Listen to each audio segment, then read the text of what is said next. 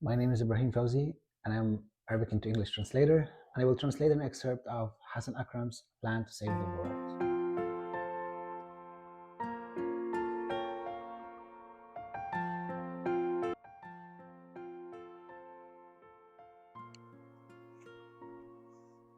I was born in the midst of an endless war. I grew up and reached the height of a tall sunflower, and the war was still going on. Or if it had ended, another one must have taken over because I never noticed. That's why I devised a plan to save the world. For a start, gunmen from every corner of the world would be gathered. They would then get crammed into huge barrels and pushed down a cliff. This plan would hopefully bring my people back to life. If it worked, I'd wear my rain jacket and stroll the streets. The sky wouldn't be enveloped in dark clouds, nor would we come across colonizers' eyes peeking out of high-speed jeeps as they shout, "Get out of here."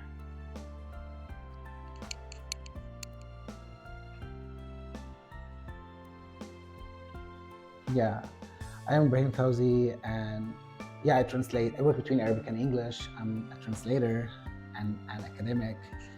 I got my MA in comparative literature, and now I'm pursuing my MFA in literary translation at Boston University. I'm also a fellow at Boston University Center on Forced Displacement. I'm interested in Arabic literature as a whole in general, but I mainly focus on contemporary Arabic literature. And one of my translations is published in the Best Literary Translations 2025.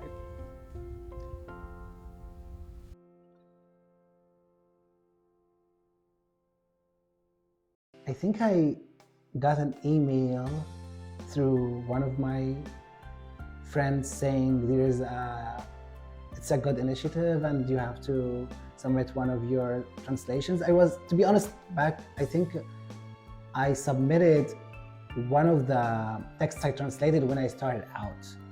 I was like, oh, what does this word best mean? How can we define it? Am I a good translator? Back then, back in the day, I didn't feel like I'm a good translator. So I was like, oh, if they choose mine, that would be great. I submitted it, and then I was so glad because I received an email saying your translation was longlisted. I was like, oh, if it is longlisted, so it will be at some point shortlisted and they might choose it. And I waited for some time, and then I reached out saying, guys, my piece was longlisted.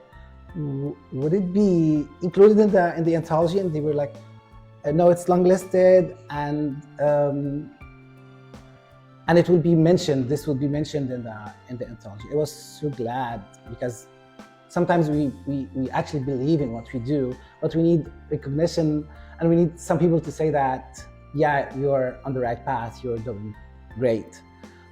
And it was in 2024, but in 2025, I didn't nominate my piece, but my editor, Parisa Saranj,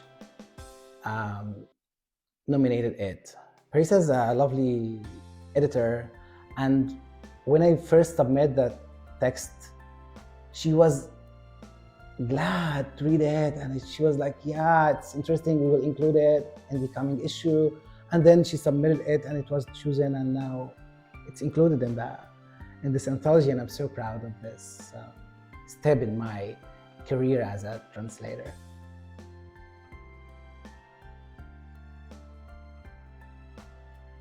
Yeah, to be honest, translation tied me to my heritage. Translation introduced me to the world and introduced the world to me. So while translating, I feel like I am now the voice of the voiceless. I am the one who lives in between cultures and languages. Translation opened my eyes to how diverse the world is. So I'm really grateful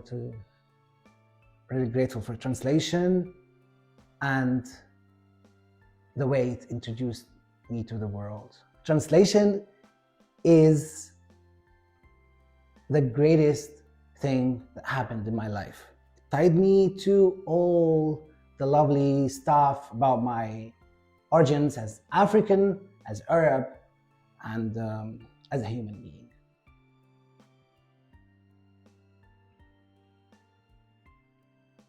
My approach is I only translate what I love.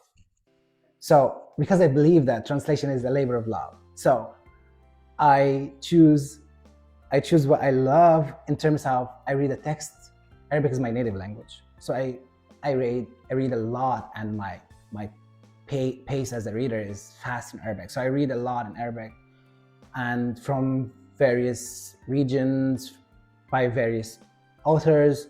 So when I find a book or a text that I really love, and I feel like, yeah, this text speaks to me dearly. It says something about the Arab world, about Arabic language, about me as a person.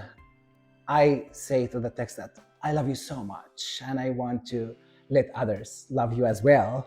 And I want to get my name on this text. So it's, for me, it comes out of this passion for translation, this passion for the Arabic language and literature. So when I find any text that I love, I feel for it, and I'm like, yeah, I love you, and I want people to love you, and I want to share this love, and I want people to know that I love you. How can I do that? By translation, by having my name.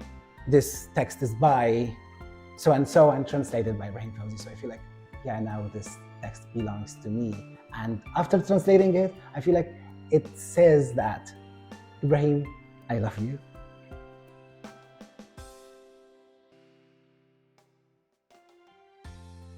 To be honest, there is like a stereotypical image about or concept about Arabic literature. Literature from the Arab region should be literature about women oppression, about wars. So many publishers didn't care about the fact that Arabic literature is diverse. We have Kuwaiti literature, Egyptian literature, Moroccan literature, Sudanese literature, Eritrean literature written in Arabic, Iraqi literature, Syrian literature. Each one of them has its own taste and its own style, its own, tackle topics. So for me, I think they have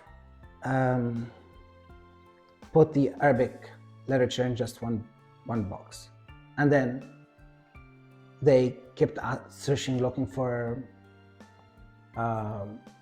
books about women oppression. They kept selling books with covers, women with veiled women and the desert, camels, but it's not. The Arab world is not like that.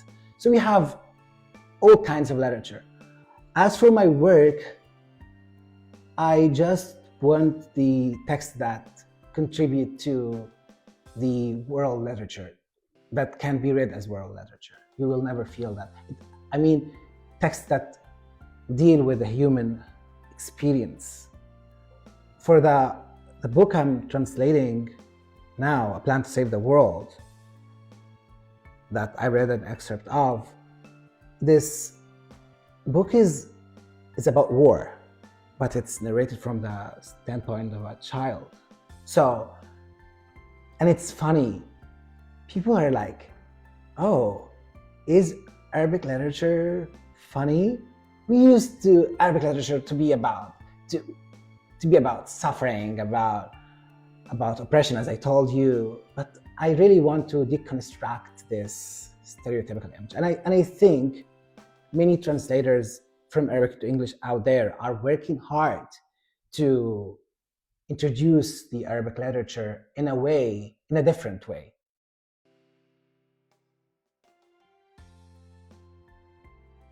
I would talk about my relationship with Hassan Akram, the one I'm working on now, because Hassan and I are at the same age. And I knew the book when I was looking for a text about war in Iraq or the American invasion of Iraq, or the different wars that Iraq experienced from the standpoint of a child. Because when I was so young, I was in front of the TV watching the American troops entering Iraq. I didn't understand everything back then. I just wanted to go back and watch my cartoon movies. My dad was so sad, and my mother kept crying. And I felt it's insane. What was going on, I didn't understand. So I really wanted to read from the standpoint of a child to feel like, yeah, this is how I felt back then. Because to be honest, I can't remember exactly, but I remember some scenes, footage coming from Iraq. And then I found this book. It's a slender novel. And I kept reading, and I loved it so much. And I was like, I have to talk to the author. I kept looking for him, as I usually do. I looked him up, and I found his, I think, an Instagram account. And out of the blue, I just said, "Hi, Hassan. I am Ibrahim from Egypt, and I loved your text, خطة لإنقاذ العالم, a plan to save the world, and I want to talk to you more about it." And when I talked to him, I felt like there's something that pins Hassan and I together. This is a trauma in my body that this book triggered. And now, when I'm translating it, I'm working on it now, I feel like, for me, it's a therapeutic process. Now, this trauma, within my body, is coming out in the form of words. And so when this book comes out, I think next year, so when it comes out, I would be glad to share it with the world, because this is my book. This is my own story. Though I was living in Egypt, Hassan was in Baghdad, or in Basra. I didn't experience war, to be honest, but Hassan did. Hassan is like the other self of Ibrahim living in Iraq.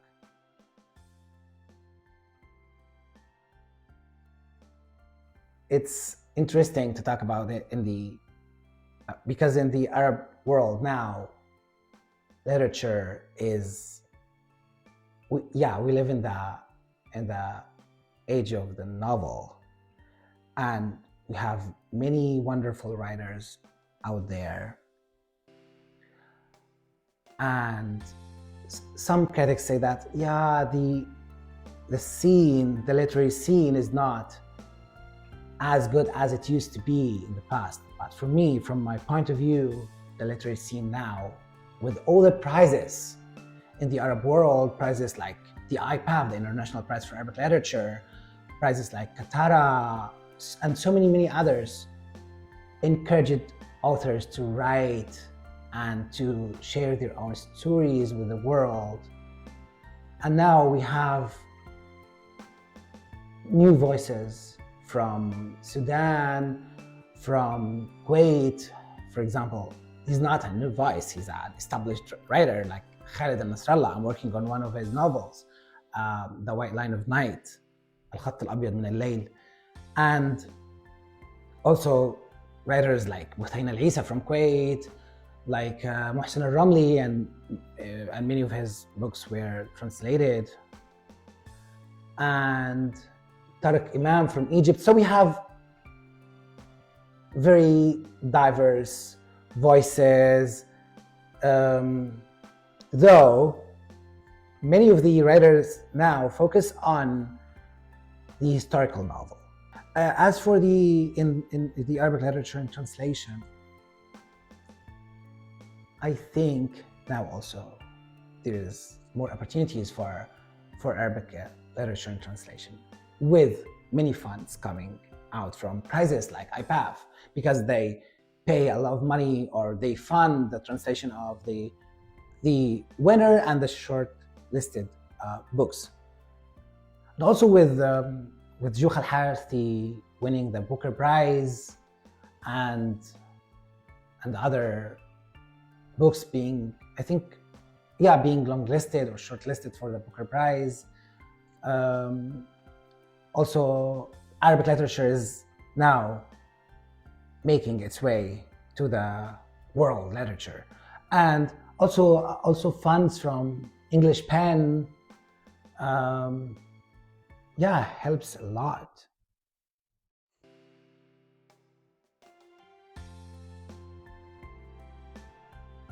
So the biggest challenges of translations for me are maintaining the voice of the narrator, of the translator, the writer.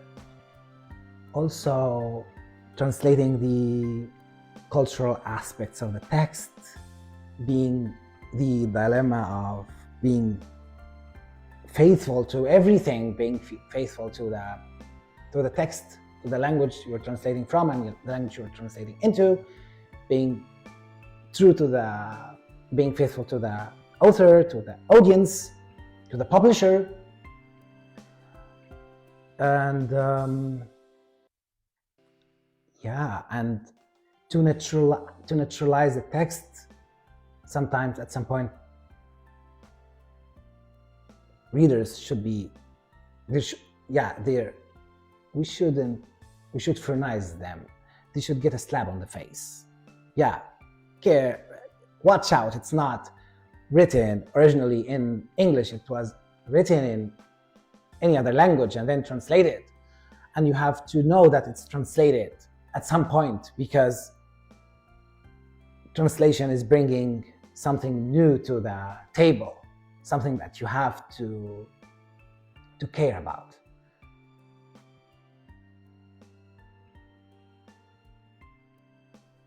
The emergence of AI, people are afraid of it taking our work as translators.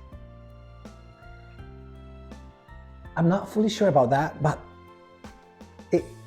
AI at some point is doing great, but the human being, the human element of this translation cannot be evaded, cannot be eliminated.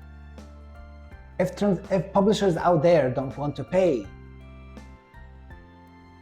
translators who are already getting paid low money, but if they don't want to pay and they want to substitute them with technology, with AI, they will not pay, they will not sell, because something important in the process of writing, in the process of translating, is eliminated, which is the human being. This text is written originally by a human being and should be translated by a human being who has his own perspective, his own feelings.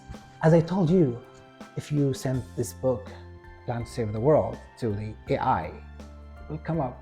I think it's that the product, the result would not be great, because AI knows nothing. He wasn't there with me when the American invasion of Iraq happened.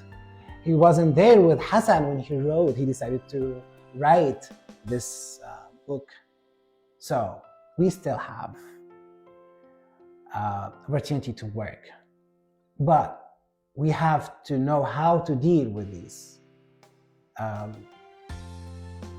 advanced technology.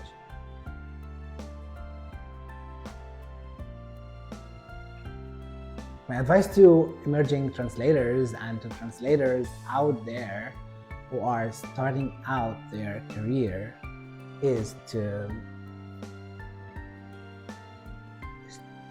believe in what they're doing and to translate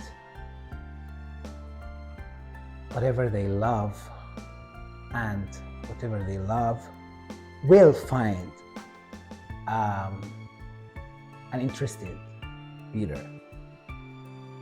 to believe also in themselves as human beings, and to keep in touch with other translators. But to be honest, translation is an unfinished process. No one is satisfied with the product. But anyway, you have to accept all the challenges, because there are challenges are many, because some challenges are related to the text, to the language you're translating from, but other challenges are related to the world outside the text, outside the books, outside your desk. Once you sit down and start translating, you keep dealing with the linguistic challenges of both languages, of the language pair you're working from and into. But to go out with your text and trying to find a publisher who is interested to publish this and to promote it, challenges are big.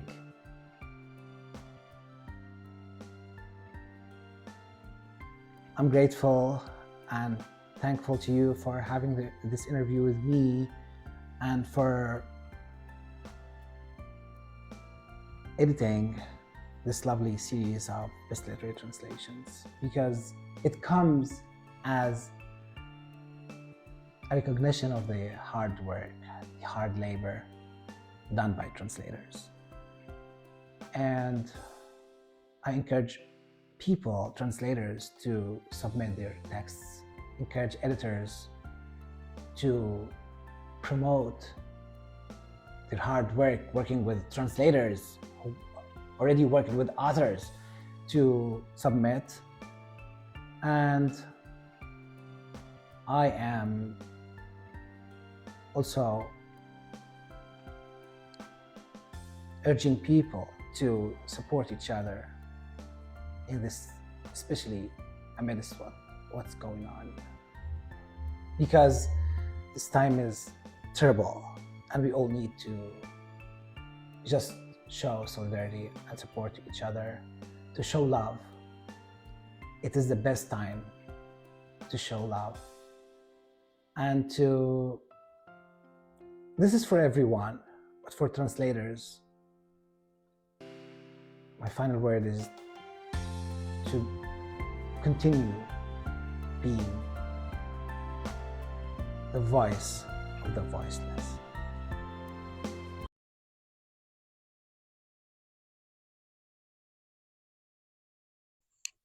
أنا إبراهيم فوزي، مترجم أدبي من اللغة العربية إلى اللغة الإنجليزية، وسوف أقرأ عليكم مقتطف من رواية خطة لإنقاذ العالم للكاتب العراقي حسن أكرم.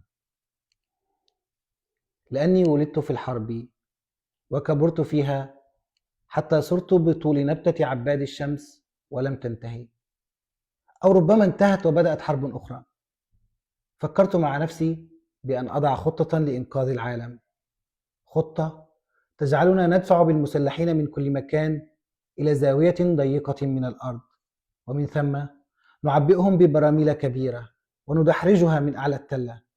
خطة تتيح لنا العودة إلى الحياة وتسمح لي بارتداء بدلتي المطرية والمشي في الشوارع المبتلة من دون دخان أسود يغلف المدينة، من دون وجوه أجنبية تمر بسيارات مسرعة وتصرخ في وجوهنا: ابتعدوا